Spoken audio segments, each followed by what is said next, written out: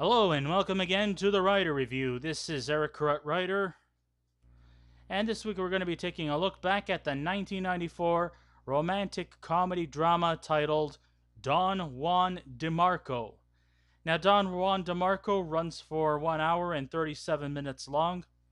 It is directed by Jeremy Leven. It is produced by Francis Ford Coppola, Michael DeLuca, and Fred Fuchs. The script was done by Jeremy Leven, based off of the character of Don Juan by Lord Byron. The score was done by Michael Kamen, the cinematography by Ralph D. Bode, or Bode, I think his name is pronounced, and the editing was done by Tony Gibbs. And the stars of the movie are Johnny Depp, Marlon Brando, Faye Dunaway, the late singer Selina, Rachel Ticotin, Bob Dishy, Geraldine Palihas, Franc Hughes, Talisa Soto, Tom Lister Jr., Richard Sarafian, Teresa Hughes, Steven Singer, and Marita Geraghty. In his 30-plus years as a performer, Johnny Depp has always found ways to reinvent himself as a performer and has always made us invested into the roles he's played. Even the oddball characters, Depp has depth to each and every role that has been given to him. Not just the physical shaping of the characters, but the personality to go with the characters that he's often played. Everyone from Captain Jack Sparrow to Barnabas Collins to Tonto to Sweeney Todd. Every character role that he has played, he has always found something new to offer to us. And he doesn't just put on the costumes like he was going to some costume party. No. He actually puts character into the roles he's played, which is actually the reason why Johnny Depp is, and probably still to this day, one of the best actors in the past and in today's. And in today. I mean, he could act circles around everyone, and will always tempt you with his charisma, with his quirks, and he always brings something new to us to offer. He's not one-dimensional by any stretch of the imagination. So here we go. In Don Juan DeMarco, Depp plays a psychiatric case who thinks he's Don Juan, the Lothario of all Lotharios, even going as too far as sporting a Zorro mask and speaking with a Spanish accent. I don't know whether it's Basque or Castilian or some other form of European Spanish. He eventually tries to manipulate his psychiatrist, Dr. Jack Mickler, played by Marlon Brando, into thinking he's Don Juan, who's unenthusiastic in curing this eccentric patient, but is still, his deed to listen in on his words and try to break him out into believing he is Don Juan. But Depp has just so much manipulation in his delivery that the psychiatrist starts to reevaluate and reconsider this guy as maybe not completely bonkers, but may probably have some truths behind this guy and his words of love and his message about the beauty of love. And it eventually kind of like those words kind of just sort of linger on into the mind of Mickler, where he finds a new lease of life towards his wife, played by Faye Dunaway, a kind of lustful attraction towards his wife in a way he has never expressed it before.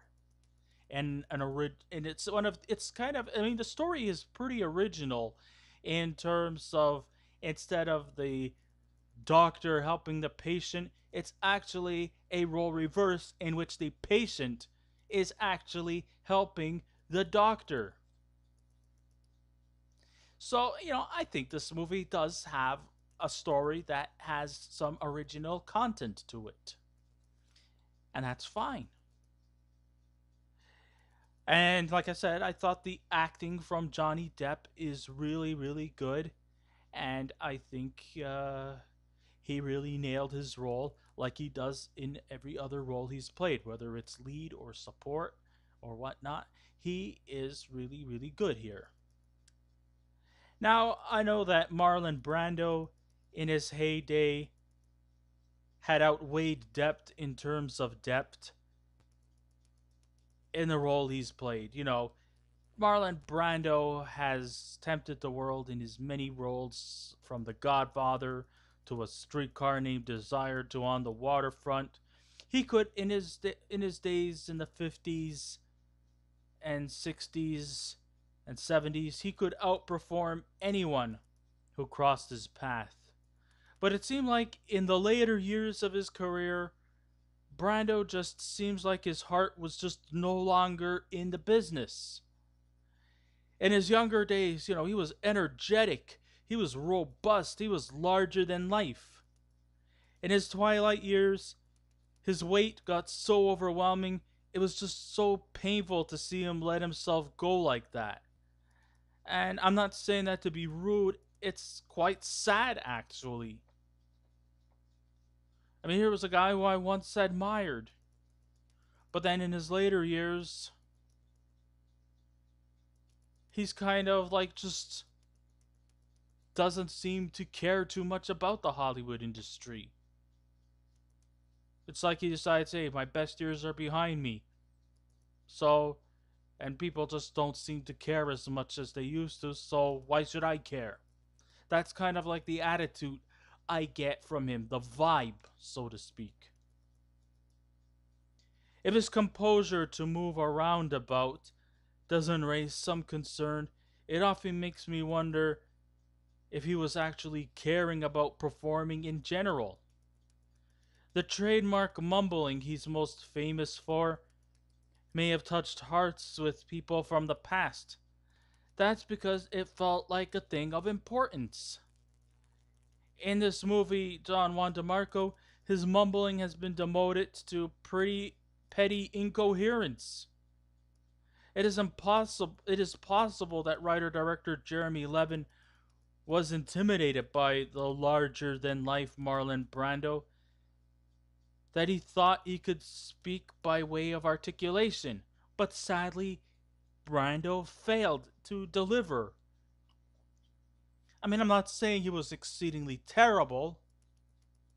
I mean, he was given a decent role in the script, but it just that it felt like Brando's heart wasn't in the right place. I know Jeremy Levin's intentions were good, but to me in this movie, Brando was the elephant in the room. And I'm not insulting him because of his weight, and I'm not really insulting him at all.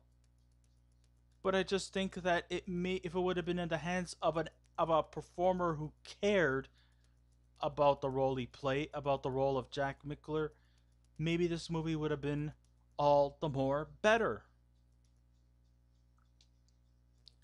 Most of the movie seems to unbearably uncomfortable to adjust to the presence of the heavy set Brando, who had to be filmed from the waist up, and where no one has to manipulate us into thinking that they could conceal it long enough so that no one could notice it. And yet, it's there. Levin's complex initiative to infuse bored out of his mind Jack, who's near retirement, into showing some sort of interest with the love-hungry Don Juan, whose youthful charm, matched with his honest approach, tries everything he can to conceal any kind of personal interest in him. Even Depp sometimes has his limits when it comes to embodying sappy dialogue. Suddenly, the words of poetic of poetry of kind of like poetic love similes seem to somewhat linger in the mind of Jack as he tries to make passionate love with his wife Marilyn, played by Faye Dunaway, who seems to be somewhat turned on by his seductive overtures while she takes her Metamucil, estrogen, and calcium medication to surpass the effects of aging before they get down to business behind the sheets. So, I think that, she could have probably would have had more dimension to her role instead of just, being the wife who was somewhat doused by Jack's new sexual desires. I think she just came off a bit too easy.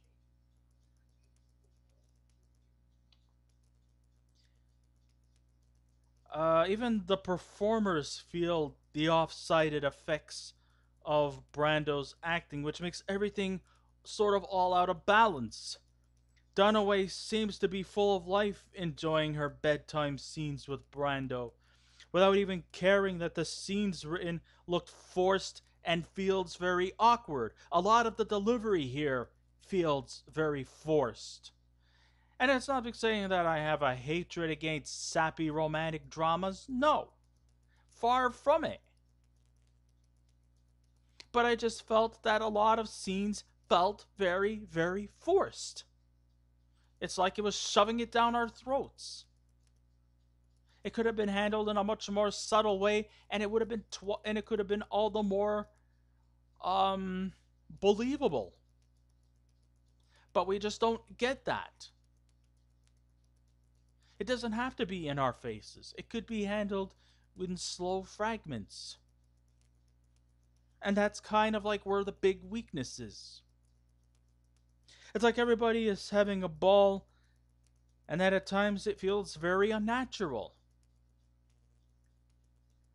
It's like you go to a night out with friends, and all the jokes come off as private. But in spite of all the red herrings that come involved in this, it does not shed a dark cloud towards the performance of Johnny Depp. Depp is practically the best thing about this movie. Pretty much. Everybody else just seems to be in their own world, but Depp is the one who is the only person who truly stays focused and the only person who seems to genuinely care about what's happening. While everybody else has their head in the clouds, he has his head in his performance. Depp does successfully cement his role as Don Juan, even if the other performers are meandering in other directions, and has the right facial features that could truly make hearts melt. Sure, he's got that kind of appeal to the ladies. Back in 1994, in his younger days, back when he was pretty much in his early 30s at the time, he was the heartthrob. He had a thing or two with the ladies here. This is definitely a movie that will make everybody's heart melt. Because he's just so natural here. But the reason why he's so natural here is because nobody else in the movie is natural. Or they all think that maybe this movie is stupid, so they just don't really give a damn. Whereas Johnny Depp is like, I don't think this movie's stupid. I'm going for it. I'm going all the way.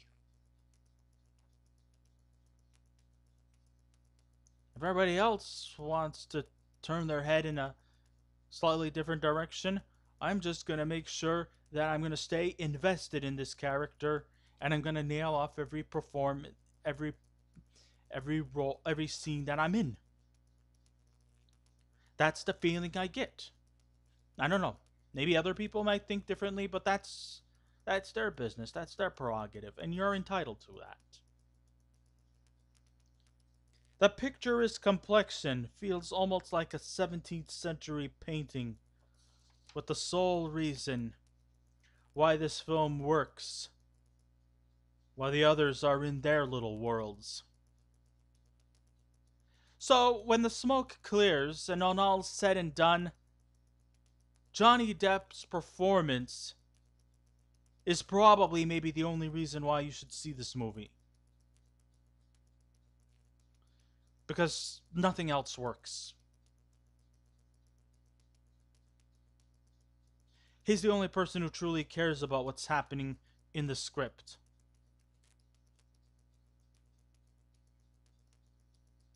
That's really about it. I can't give too much praise for this movie, because the performances just were not up to par. Except for Johnny Depp.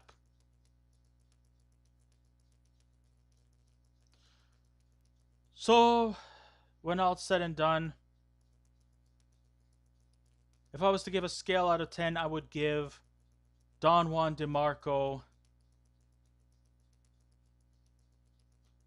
a 6. Would I recommend it? Sort of. But I can't give a strong recommendation. So I guess this ends my writer review. Thank you all for listening in. If you wish to subscribe to my channel, please feel free to do so. If you wish to leave a comment, go right ahead. But just remember, be kind, be courteous, and please refrain from any rude comments. And I will be back again with another movie review. So until next time, this is Eric Writer saying keep watching those movies. And I'll see you around. Goodbye.